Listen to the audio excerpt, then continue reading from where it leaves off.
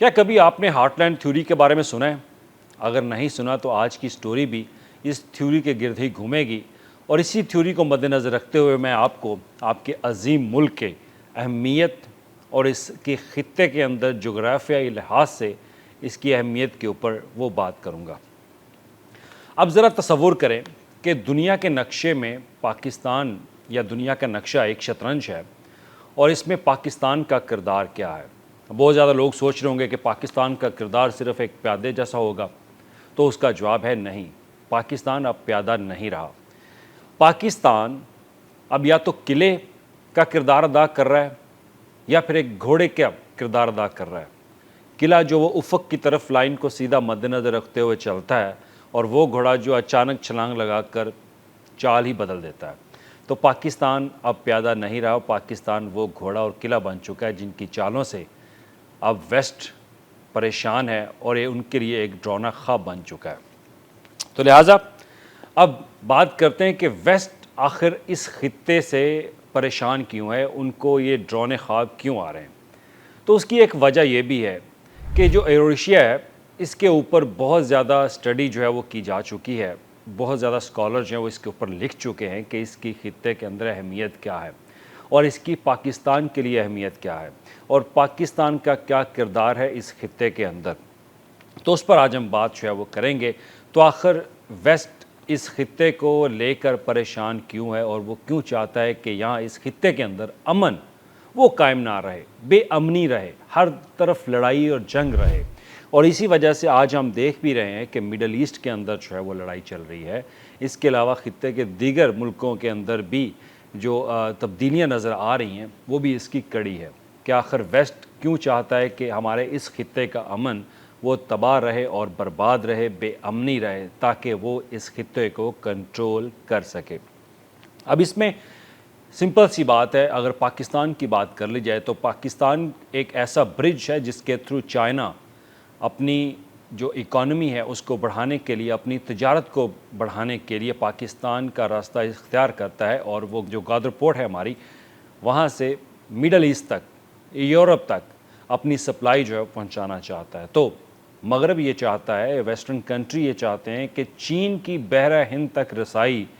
اس کو ہمیشہ کے لیے روکا جائے، اور اس کے بعد جو سینٹرل ایشیا کے اندر تیل کے ذخائر موجود ہیں اور دیگر معدنیات موجود ہیں، ان پر قبضہ کیا جائے۔ پاکستان کے اندر بھی ایسی وسائل اور معدنیات موجود ہیں، اور اس پر قبضہ کرنے کی کوشش جو ہے وہ کی جا رہی ہے۔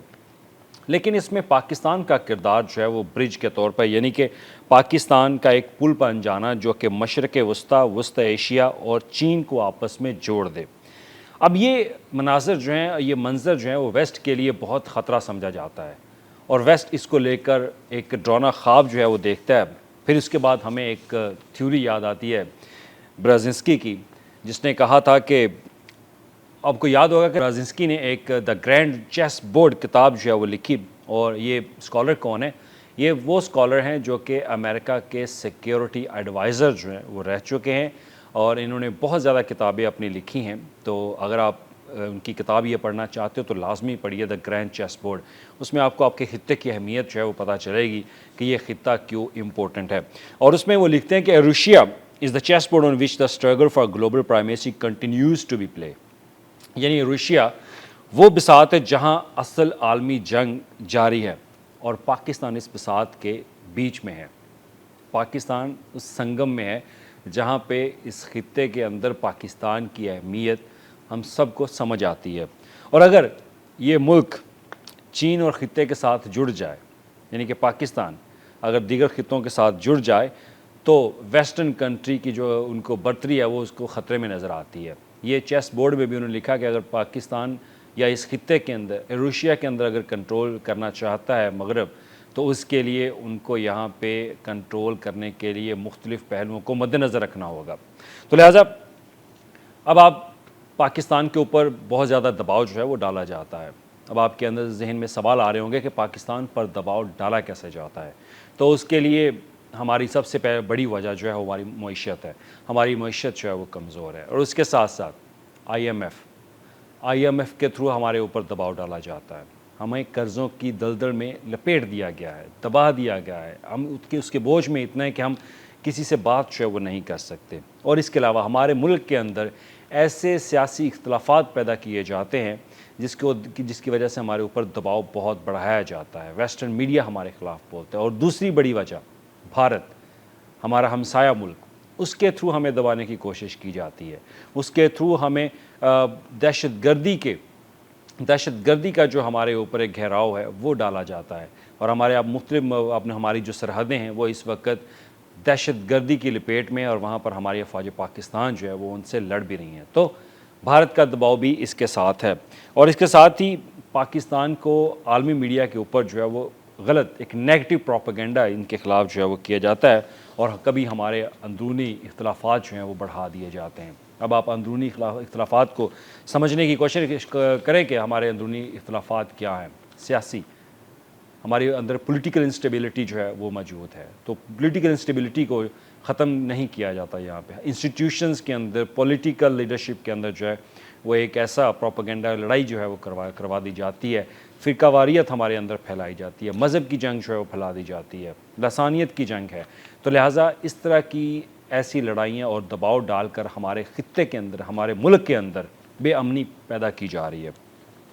اب یہ سب چالیں جو ہیں وہ نہ صرف پاکستان کے خلاف ہیں بلکہ اس پورے خطے کے خلاف ہیں۔ اب آپ کے سامنے ایک اور تھیوری رکھوں گا، رشین ایک نژاد ایک رائٹرز ہیں، وہ لکھتے ہیں، ان کا نام جو ہے وہ اینڈریو کوریبکو ہے، وہ پاکستان کو کیا کہتے ہیں، وہ پاکستان کے بارے میں لکھتا ہے کہ پاکستان از اے زپر آف ایورشیا کنٹریز، کہ پاکستان کی جو اس نے تعریف کیا وہ یہ ہے کہ پاکستان ایک زپر ہے جو جوڑتا ہے سینٹرل ایشیا کو مڈل ایسٹ کو، زپر کا کردار اس نے جو ہے وہ کہا ہے۔ تو وہ کہتے ہیں کہ جناب پاکستان وہ ملک ہے جو ایشیا کے مختلف خطوں کو جوڑنے والا ہے۔ اب وہ کیا کہتا ہے اس میں، وہ کہتا ہے کہ مغربی میڈیا جان بوجھ کر پاکستان کے خلاف جو ہے وہ پروپیگنڈا کرتا ہے، حالانکہ حقیقت یہ ہے کہ پاکستان کی جغرافیائی اہمیت مسلسل بڑھ رہی ہے۔ یہ میں آپ کو اس کی ایک بات جو لکھی ہے میں اس کا ترجمہ جو ہے وہ کر کے بتا رہا ہوں۔ تو اس میں وہ یہ بھی لکھتا ہے کہ امریکہ وہ ڈیوائڈ اینڈ کنکر کی پالیسی جو ہے وہ اپناتا ہے، یعنی تقسیم کرو اور حکومت کرو والی پالیسی کو اپنا کر اس خطے میں ایک نئی بے امنی جو ہے وہ پیدا کرنا چاہ رہا ہے، اور یہ بھی کہا کہ امریکہ ہمیشہ جو ہے وہ جغرافیائی لحاظ سے معاشی طاقت جو ہے وہ حاصل کرنا چاہتا ہے، تو لہٰذا طاقت اب وہ پاکستان جو ہے وہ پاکستان سے بھی اپنی طاقت جو ہے وہ حاصل کرنا چاہتے ہیں، افغانستان سے بھی، نظر ان کی صرف چین کے اوپر، رشیا کے اوپر اور گلف کنٹریز کے اوپر وہاں پہ رکھنا چاہتے ہیں۔ لیکن اب اس تمام سینیریو کو میں موجودہ کھیل میں آپ کو سمجھاؤں گا کہ موجودہ کھیل اس وقت کیا چل رہا ہے۔ اب آپ ایک لمحے کے لیے سوچیں کہ اسرائیل غزہ کے اندر جو ہے وہ لڑائی کر رہا ہے، غزہ کے اندر مسلمانوں کو بے رحمی سے ان کا قتل جو ہے وہ کر رہا ہے، لیکن کوئی پوچھنے والا نہیں ہے، اور اس کے ساتھ ہی اسرائیل بھارت کو سپورٹ کر رہا ہے۔ اسرائیل بھارت کو سپورٹ کرنے کے ساتھ ساتھ اب اسرائیل چائنا کے خلاف جو ہے وہ آ چکا ہے۔ چائنا کے خلاف حالیہ انہوں نے بیان دیا نیتن یاہو نے کہ چائنا اے آئی کا استعمال کرتے ہوئے سوشل میڈیا کے اوپر اسرائیل کے خلاف جو ہے وہ پروپیگنڈا کر رہا ہے، جس کا چائنا نے باقاعدہ جواب بھی دیا، اور چائنا کے جو سفیر ہیں بیجنگ کے اندر ان کو طلب بھی کیا اور ان کے سامنے اپنی آبزرویشن، اپنا احتجاج جو ہے وہ ریکارڈ بھی کروایا۔ اب اس کے بعد بات کر لیتے ہیں کہ بگرام ایئر بیس، جیسے کہ میں نے اپنے پہلے ویلاگ میں بھی یہ چیز جو ہے وہ ایڈ کی تھی کہ بگرام کے اوپر امریکہ جو ہے وہ دوبارہ قبضہ کرنا چاہتا ہے، اور اس کی وجہ یہی ہے کہ وہ اس پورے خطے کو اپنی لپیٹ میں لینا چاہتا ہے، وہ نظر رکھنا چاہتا ہے ایران کے اوپر، پاکستان کے اوپر، چین کے اوپر، رشیا کے اوپر، گلف کنٹری پہ تو وہ نظر رکھے ہوئے، گلف کنٹری میں کیونکہ قطر میں ان کی ایئر بیس ہے، تو وہ قطر کو، گلف کنٹریز کو وہیں سے وہ دیکھ رہے ہیں۔ اب اس خطے کے اوپر ان کے پاس کوئی ایسی چیز نہیں تھی جس پر وہ نظر رکھنا چاہتے تھے، لیکن اب وہ بگرام ایئر بیس جو 2021 میں انہوں نے ایک جیو پولیٹیکلی بہت بڑا بلنڈر مارا، وہ اب دوبارہ اس کو حاصل کرنا چاہتے ہیں، لیکن افغانستان کی حکومت نے بھی ان کو جواب دیا ہے کہ وہ یہ کبھی بھی ایسا ہونے نہیں دیں گے۔ خیر یہ تو وقت ہی بتائے گا، لیکن معاملہ یہی کہ جو موجودہ حالات ہیں وہ ہمیں اسی کڑی کو، اسی تسلسل کو جو ہے وہ دیکھنے میں کردار ادا کرتے ہیں کہ آخر ہو کیا رہا ہے اس خطے کے اندر، کیسے اس خطے میں دباؤ ڈالا جاتا ہے بے امنی پیدا کرنے کے لیے، اس خطے کو کنٹرول کرنے کے لیے کیا کیا جاتا ہے، اس خطے کے اوپر نظر رکھنے کے لیے کیا کیا جاتا ہے۔ تو وہی دا گرینڈ چیس بورڈ والی سٹوری ہے کہ روشیا کے اوپر اگر کسی نے حکومت کرنی ہے یا دنیا پر راج کرنا ہے تو اس خطے کے اوپر جو ہے وہ قبضہ کرنا ضروری ہے۔ تو خیر اب اس کے بعد اللہ کا شکر ہے، اللہ کا لاکھ لاکھ شکر ہے کہ 2025 میں پاکستان کی جو حالیہ قربانیاں ہیں اور پاکستان کی حالیہ کامیابیاں ہیں اس کا اگر ذکر نہ کیا جائے تو میرا خیال ہے کہ وہ ایک بیلنس جو ہے تجزیہ نہیں ہوگا۔ تمام تر دباؤ کے باوجود پاکستان نے بہت ساری کامیاں 2025 میں جو ہے وہ حاصل کی ہیں۔ اب آپ کو یاد ہوگا کہ میں نے اپنے آغاز کے اندر شطرنج گیم کا استعمال کیوں کیا، وہ اس لیے کہ پاکستان اب پیادہ نہیں رہا۔ اب وہی 2025 ہے جس میں پاکستان نے ایک گھوڑے کا کردار ادا کر ایک ایسی چھلانگ لگائی کہ اب کامیابیاں سمیٹ رہا ہے، اور وہ چھلانگ تھی سب سے پہلے تو بھارت کے ساتھ ہونے والی جنگ جس میں ان کو شکست ہوئی، اس کے بعد امریکہ کا پاکستان کے ساتھ مزید جو باہمی تعلقات ہے وہ بڑھانا، پاکستان کے مزید قریب آنا، اور اس کے بعد پاکستان کی سعودی عربیہ کے ساتھ دفاعی معاہدے پر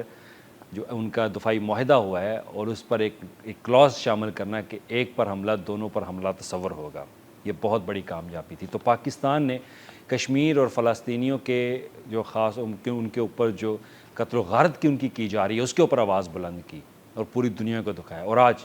وہی میڈیا پاکستان کے بارے میں بات کر رہا ہے۔ تو یہ تھی پاکستان کی شطرنج کی چال جو اس نے گھوڑے کی چال چلی اور پوری دنیا کو بتا دیا کہ پاکستان اس خطے میں ابھی بھی جغرافیائی لحاظ سے بہت اہمیت کا حامل ہے، اور اب وہ شطرنج میں ایک پیادے کی حیثیت نہیں رکھتا بلکہ ایک گھوڑا کی حیثیت رکھتا ہے، اور وہ اپنی چال خود چلے گا اور وہ دنیا کو بتائے گا۔ تو لہٰذا یہ محض صرف اتفاق نہیں ہے بلکہ ایک منظم حکمت عملی ہے، اور پاکستان اس میں کامیابیاں سمیٹ رہا ہے۔ تو شطرنج کے کھیل میں جو میں نے آپ کو بات بتائی کہ پیادے اکثر جو ہیں وہ قربان ہوتے ہیں، لیکن قلعہ اور گھوڑے کا کردار ادا کرنے والے ہمیشہ ایسی چال چلتے ہیں کہ وہ گیم پلٹ دیتے ہیں۔ تو پاکستان آپ کا ایک عظیم ملک ہے، میرا ایک عظیم ملک ہے، اور یہ گیم اب پلٹ رہا ہے۔